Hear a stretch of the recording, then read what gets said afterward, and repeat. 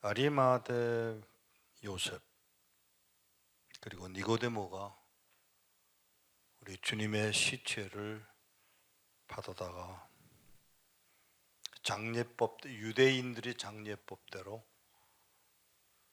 빈 무덤에 예수님을 안치해 놓습니다. 이 사실은 그냥 넘어갈 사실이 아니고요. 조금 생각할 필요가 있습니다. 왜냐하면 시체를 다루었기 때문에 1년에 한 번밖에 먹을 수 없는 유월절 잔치에 동참할 수 없게 돼 버렸다는 사실입니다. 다시 말하면 그 유월절 잔치, 올해가 마침 부활절과 유월절이 바로 연결되어 있는 해인데 바로 우리 주님이 죽으셨던 그때가 바로 이번처럼 유월절이 있고 그 다음 날 부활하신 날이 됩니다. 그런데 그들에게는 불행하게도 시체를 만지고 또 면사포로 싸고 무덤에 가는 동안 시체를 취급했기 때문에 그들은 유월절 음식을 그 잔치를 동참할 수가 없습니다. 다시 말하면 그 잔치를 포기하고 예수님의 시체를 받았다는 사실입니다. 다시 말하면 아리마대 요셉의 같은 경우는 자기가 제자인 것을 밝히지 않고 숨어 있던 사람 중에 하나가 아리마대 요셉이고 밤에 슬그머니 찾아왔던 니고데모도 그 과정 3년 동안의 과정에서 별로 드러나지 않는 것을 보면 활발한 제자로서의 자리를 지키지 않았던 것이 분명하지만 그날만은 예수님의 시체를 빌라도에게 가서 달라고 요청할 정도로 대단한 자리를 지켰던 것이 분명합니다. 그러나 제자들과 같이 아니요, 또 다른 사람 이름을 대죠. 막달라 마리아. 막달라라는 동네에서 사업을 하던 사람이 귀신 들렸습니다. 귀신 들린 그 여인, 장사를 얼마나 잘했는고 하면 막달라 동네에서 나오는 그 색깔 때문에, 그 색깔이 바로 왕들이 입는 옷을 만드는 색깔이기 때문에 굉장한 수출로 돈을 벌었던 집안 사람이 막달라 마리였는데 귀신 들렸습니다. 그가 예수를 만나 고침을 받습니다. 그 여인이 구원받았고 주님을 따라다녔고 주님의 생업을 먹고 또 여행하는 비용을 부담했던 사람 막달라 마리아가 새벽같이, 부활주일 아침이죠? 오늘 아침이죠? 새벽같이 쫓아가 시체를 찾습니다. 천사들이 분명히 말합니다. 왜 울고 있느냐고. 왜 울고 있습니까? 무엇을 찾고 있었습니까? 그 무덤에 찾아간 막달라 마리아가 무엇을 찾고 있는가 하면 예수님의 시체를 찾고 있습니다. 그냥 가지 않았습니다. 향유를 가지고 그 향유를 시체에다가 뿌리기 위해서 갔습니다. 저는 어떤 생각을 하는가 하면 우리가 예배당에 가는 것이 마치 무덤에 가서 예수의 시체를 찾으러 가는 꼴들이 우리의 모습들이 아니었을까라는 상상을 하게 만들어요. 예배당에 옵니다. 헌금도 가지고 옵니다. 예배드리러 왔습니다. 그러나 뭘 찾는고 하면 십자가에 달리셨던 예수, 아니 조금 더 나아가서 무덤에 있는 예수를 찾고 있는지 생각해 볼 필요가 있습니다. 막달라 마리아가 그랬습니다. 그런데 주님이 천사들이 한 말 후에 주님이 뭐라고 그러시는가 하면 누구를 찾느냐고 묻습니다. 무엇을 찾느냐고 묻지 않으시고 누구를 찾느냐고 물으세요. 여기에 말에 차이가 있습니다. 한쪽으로는 막달라 마리아는 시체를 찾고 있는데 주님은 누구를 찾고 있느냐. 성경을 그냥 보지 마세요. 요 말의 의도를 찾으셔야 합니다. 주님은 살아계신 예수를 드러내시고자 하는 의도가 분명하게 제시된 말씀이 바로 이것이라고 저는 생각을 합니다. 자, 이야기를 다시 돌아갑시다. 사람들은 뭘 했느냐 하면 포기하고 유월절 잔치를 포기하고 유대인들에게는 굉장히 중요한 잔치인데 그 잔치를 포기하고 시체를 달라고 했음에도 불구하고 아니요, 병을 고침을 귀신 들렸던 것을 벗어나게 하신 주님을 사랑하는 마음이 극진했고 아니요, 그 후에 두 사람 베드로와 요한이 무덤을 향해서 뛰어간 것은 사실이지만 한 가지 분명히 놓친 게 하나, 누구를 찾느냐는 것입니다. 시체를 찾았습니다. 시체를 찾아서 기름을 부으려고 갔던 것이지 살아나신 예수를 찾고 있는 게 아니었습니다. 죄송합니다. 혹시 여러분은 십자가에 달린 예수를 아직도 숭상하고 계신지 생각할 필요가 있습니다. 어린아이를 끌어안고 있는 그 모습을, 아니 심지어는 크리스마스 때가 되면 그 가짜로 만든 어린아이를 끌어안고 있는 그 모습을 우리는 자꾸 생각하고자, 물론 그게 하나의 사건이면 틀림이 없지만 그 어린아이를 숭상하고 있지는 않는지. 예수 살아나셨습니다. 그 예수가 바로 우리의 구원자. 오늘 아침에도 제가 말씀을 드렸습니다만 분명히 말씀드려요. 십자가가 우리 구원하지 않아요. 십자가에 달리신 예수 그리스도의 피가 우리를 구원하는 것입니다. 그 피가 우리를 구원하실 뿐만 아니라 우리로 하여금 거룩하게 만드신 이가 하나님이시라는 사실입니다. 십자가는 하나의 우리가 상징적으로 받아들이는 것뿐이지 십자가가 구원하지 않아요. 많은 사람들이 착각을 합니다. 그렇다고 이 십자가의 의미가 나쁘다 이런 말로 하려고 하는 게 아닙니다. 분명히 원칙으로도 저는 하나님을 참 좋아해요. 왜 하나님을 좋아하느냐 하면 그 원칙을 지키시는 하나님, 아들을 죽여서라도 그렇게 함으로라야 구원에 이를 수 있음을 아시는 하나님의 그 법, 그걸 끝내 지키시는 하나님, 그 하나님이 내 하나님이고 여러분의 하나님이시기를 축복합니다.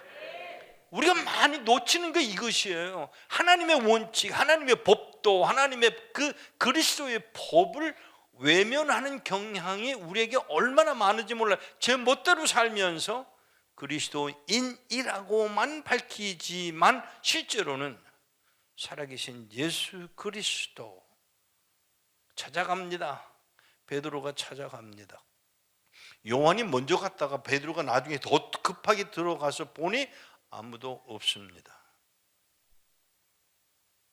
여전히 시체를 찾고 있는 것이죠.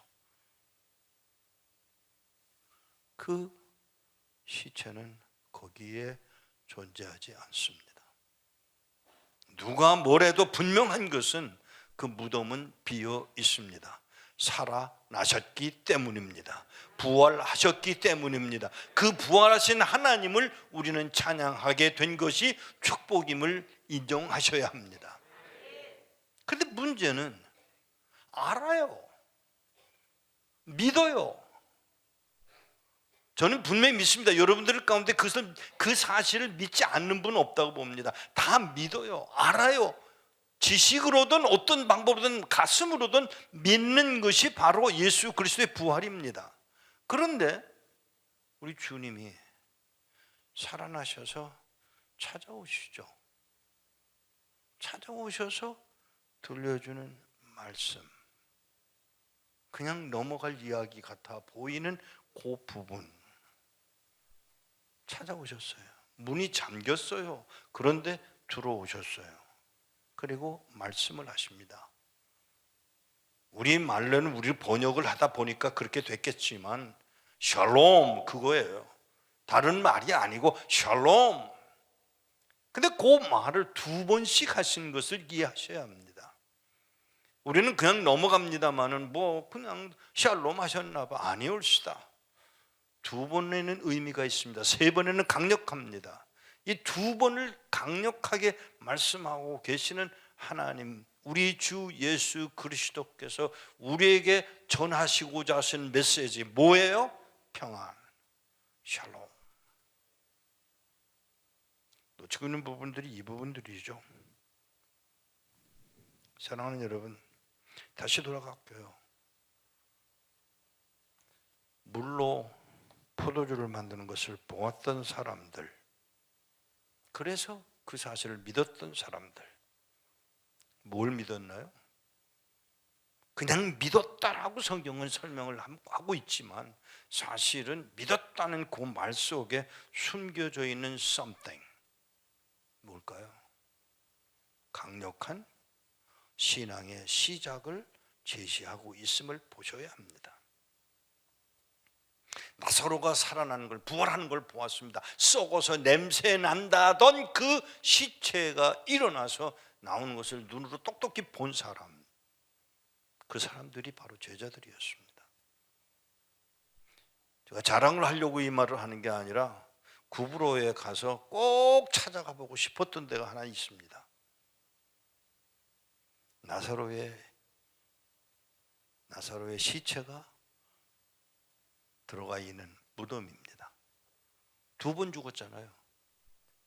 그래서 이번에는 빈 무덤이 아니고요, 여기는 분명히 구브로에 있는 무덤엔 누가 있었냐면 거기 나사로의 시체가 거기 놓여져 있습니다.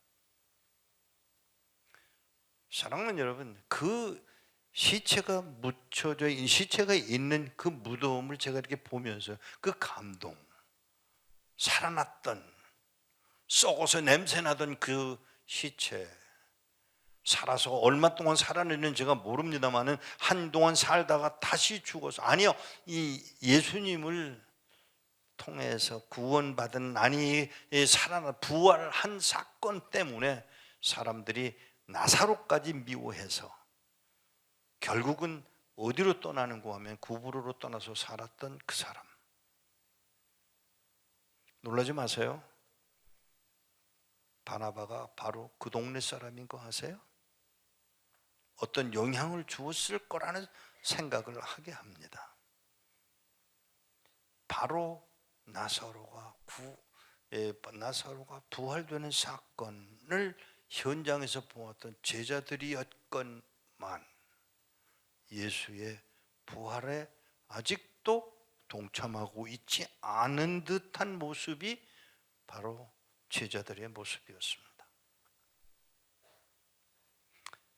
그런 그들, 저는 여기서 그 감동을 느끼는 특별한 느낌이 뭐냐 하면, 예수님이, 죄송합니다 이런 언어를 쓰는 것을, 그놈들을 찾아가세요.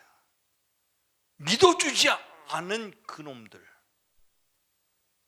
믿기에는 여전히 부족한 그 사람들을 찾아가셔서 던지는 메시지 하나, 평안, 샬롬.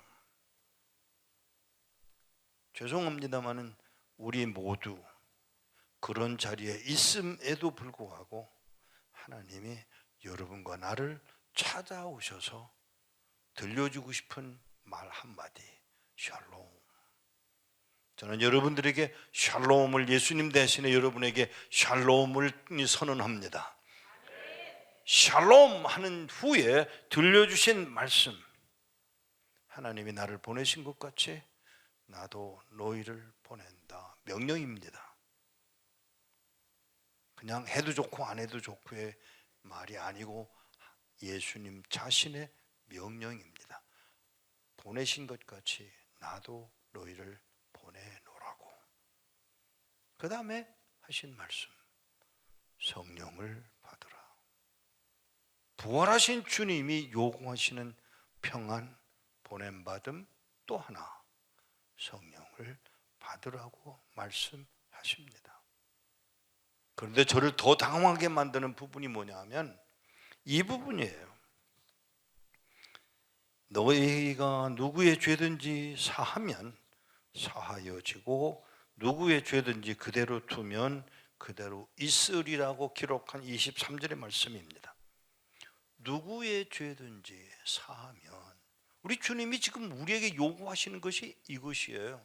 평안, 보내심, 다음에 성령, 다음에 마지막으로 죄를 사하면. 죄를 사하면.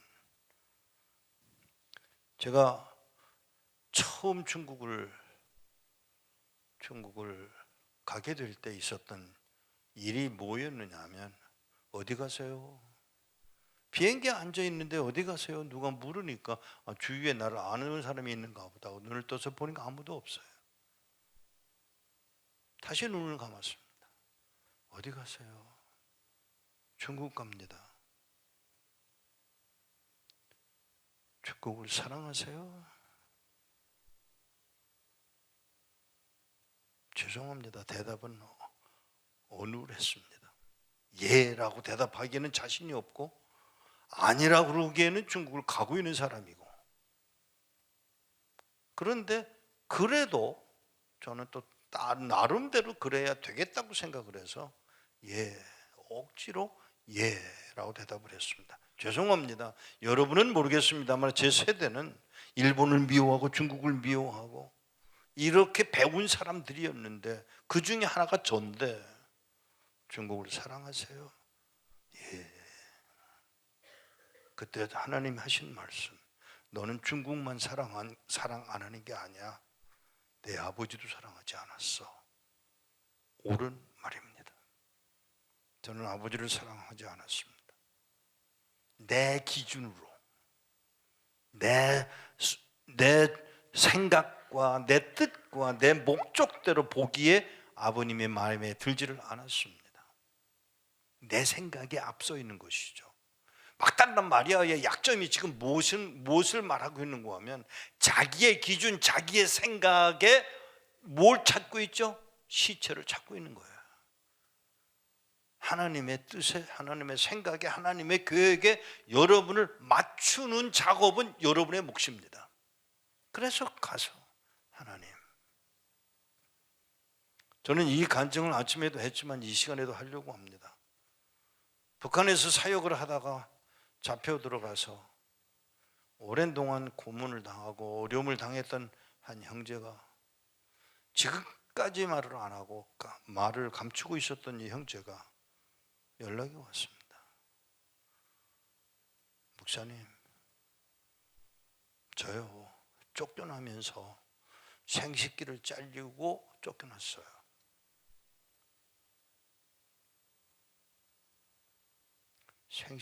남자가 생식기를 잘리고 쫓겨났습니다.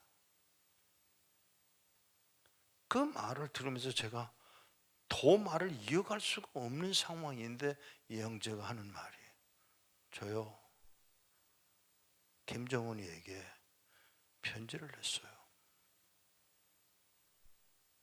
하나님이 나를 용서하신 것처럼 나도 여러분을 용서합니다.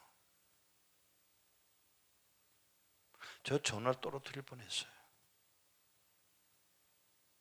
왜냐하면 내 아버지를 사랑할 수 없었던 나였기에, 중국을 사랑하는 것이 나로서는 불가능했었기에, 북한 땅을 정말 사랑한다는 일이 쉬운 일은 아니었기에, 불가능했기에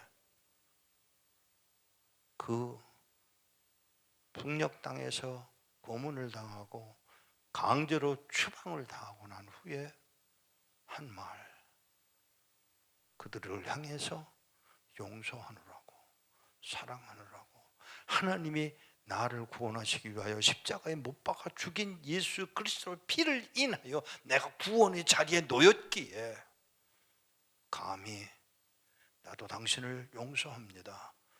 그리고 당신과 함께 천국에 머물게 되기를 바랍니다라고 쓴 편지 이야기를 들려드는 동안 저는 손이 떨리는 걸 숨길 수가 없습니다. 우리 하나님의 자녀일 수 있는 택함 받던 사람들 가운데 숨겨져 있는 그 사람들에 대한 사랑이 과연 내게 있었느냐는 질문을 제가 하는 것입니다. 내 그냥 옆에 있는 사람이 아니라 하나님의 자녀예요. 여러분 놀라지 마세요. 하나님 사랑한다고 다 말합니다. 하나님을 사랑합니다. 하나님 사랑합니다. 그런데 형제간이 싸워. 형제간이 싸우고 있다는 말은 아버지를 사랑하지 않는다는 말이에요. 우리는 이걸 놓치고 있는 거예요. 하나님이 나를 사랑한 것 때문에 나는 내 형제를, 내 이웃을, 심지어는 내 원수까지도 사랑하는 자리까지 가야 되는 것이 하나님의 명령이고 우리의 책임은 그것을 순종할 자리에 놓여 있음을 인식하셔야 합니다. 이것이 부활의 의미라는 것이죠. 부활, 아는 것으로, 예수님이 살아나신 것을 지식으로 아는 것으로, 마음으로 믿는 것만으로 안 되는 그 무엇, 용서하는 자리까지 가는 이 축복을 우리가 누리게 되기를 바랍니다. 남편은 아내를, 아내는 남편을, 부모는 자식을, 자식은 부모를 사랑하되 어디까지 주님이 사랑하신 것처럼, 주님이 용서하신 것처럼 다 이루었다고 선포하시는 그 음성이 바로 내게 적용되어 그 뜻을 감당하는 우리가 되어지기를 축복합니다.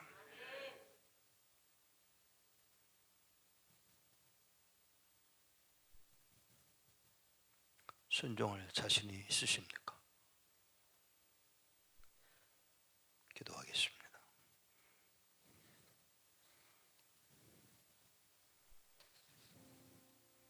하나님, 알게 하신 것 감사합니다만은 우리가 하나님이 원하시는 대로 살아가지 못하고 있음을 고백하오니, 하나님, 우리가 연약해질 때 하나님의 능력이 강해짐을 아오니, 하나님이, 우리 주님이 그리스도의 능력이 강해져서 우리를 낮추고 연약하게 하실지라도 기어코 하나님의 원하시는 자리에 놓여지도록, 순종하는 자리에 놓여지도록 종들을 긍휼히 여겨 주옵소서. 내 뜻대로가 아니라 하나님의 원하시는 대로의 삶, 주님이 걸어가신 그 자리를 나도 닮아가 주의 뜻이 이루어지는 것을 인하여 나만 아니라 내 이웃과 내 가정과 내 사회가 변화되는 놀라운 복을 우리로 경험하게 하옵소서. 부활하신 것은 분명한데 그 부활하신 하나님이 요구하시는, 명령하시는 그 뜻이 내 속에서, 내 삶 속에서 기어코 이루어지도록 주님 긍휼을 도와요 주옵소서. 이 부활의 아침에 그 복을 누리게 되기를 기도합니다. 우리 주 예수 그리스도의 이름으로 기도하옵나이다. 아멘.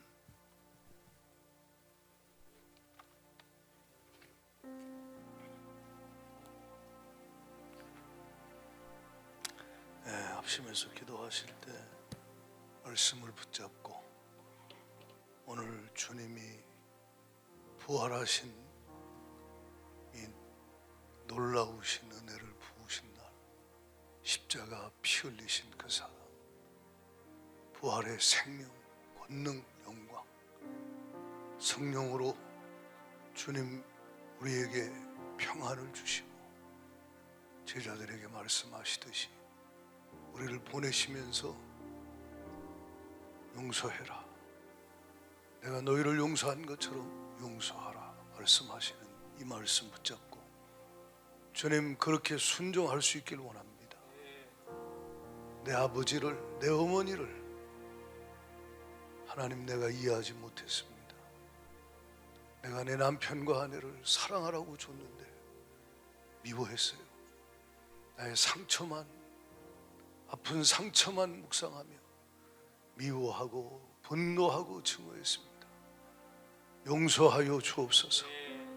하나님, 저 북한의 김정은 정권 미워만 했지 기도하지 못했습니다. 그 형제처럼 주님의 마음 우리에게도 부으사 용서할 수 없는 자를 용서할 수 있도록 주여 긍휼을 베풀어 주옵소서. 성령이 우리에게 임하사 용서할 수 있는 은혜를 부어 주옵소서. 두 가지 합니다. 하나, 용서하지 못한 죄를 회개하십시오. 두 번째, 용서하십시오. 주님이 나를 용서하신 것처럼 나를 보내사 주님이 용서하라 말씀하시는 이 말씀 순종하겠습니다. 제가 축사를 해보면요, 귀신이 붙어서 귀신이 들어가가지고 사로잡은 사람들 거의가 많은 경우 이렇게 막 미움이, 분노가 그 속에 증오가 가득합니다. 원한을 품고 있습니다. 그리고 그것으로 인한 죄를 범하고 있어요. 회개하고 성령님의 역사 가운데 용서할 때 이 사슬이 끊어집니다. 음부의 권세가 파괴되고 어둠이 떠나고 그 심령에 하나님의 부활의 은혜가 부응임하는 걸 봐요. 오늘 우리에게 주님이 이 부활절 귀한 생명의 말씀을 주셨어요. 아직도 주님 제 마음에 섭섭한 거, 아프고 힘든 것 때문에 미워했던 거 회개합니다. 용서하여 주시고 그 피로 씻으시고 주님인 부활의 생명으로 나를 찾아오사 내게 주님의 평안 주시고 나를 보내사 용서하시라고 말씀하시는 이 말씀에 순종하여 내가 주님 아무개를 용서합니다. 주여 역사하여 주시옵시고 부활의 생명이, 부흥의 역사가 내 심령에 하나님 그 영혼에게도 임하게 하여 주시옵소서. 우리 한번 결단하고 다 같이 주여 삼창 부르고 전심으로 부르짖어 기도합니다.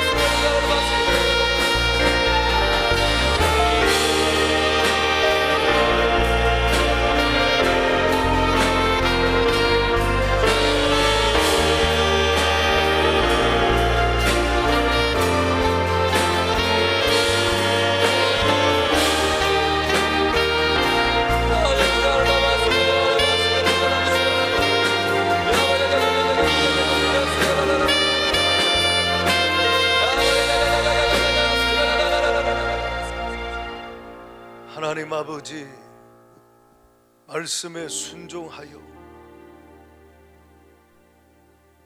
성령을 우리에게 부으사 우리를 가정의 일터에 보내시고 보내신 곳에서 누구의 죄든지 사하면 사하여질 것이 라고 말씀하신 대로 주님 순종하기를 원합니다. 온전히 순종할 수 있는 은혜 우리에게 부어주세요. 도저히 용서할 수 없는 그 사람, 도저히 용서할 수 없는 그 사람을 주의 말씀 의지하여 날 용서하시고 부활의 생명으로 날 살리신 주가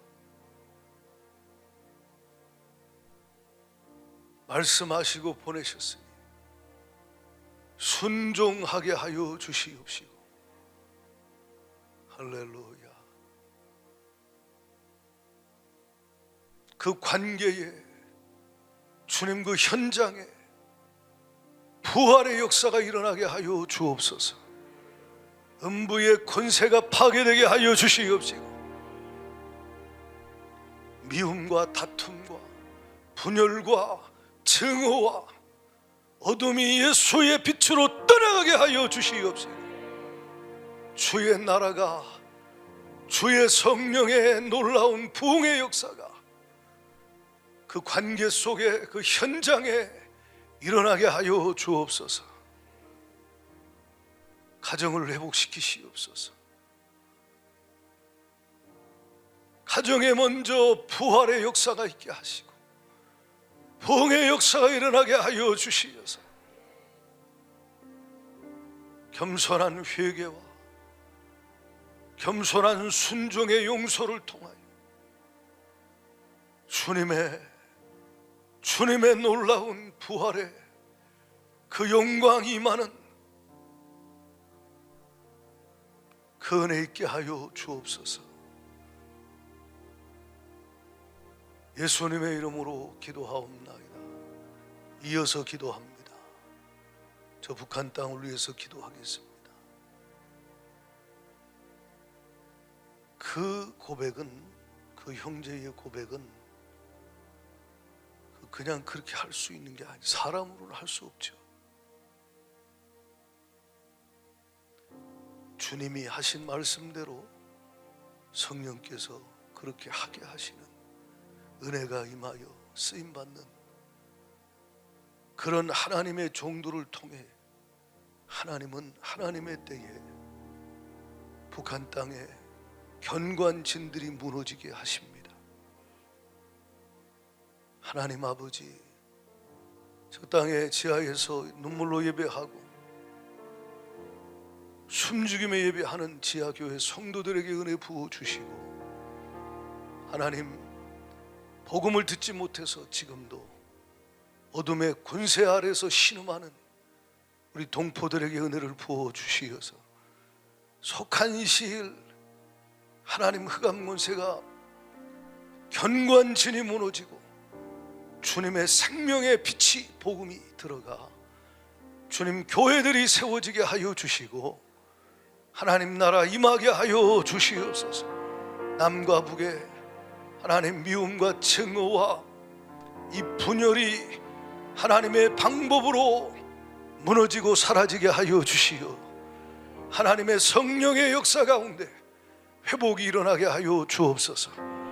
이를 위해 사역하는 종들을 위해 그 형제를 위해 하나님 은혜를 부어 주시옵시고 주님의 뜻을 이루달라고 우리 이상 목사님과 주의 종들을 위해 저 북한 땅을 위해 주님 심정 가지고 주여 한번 부르고 전심으로 기도합니다. 주여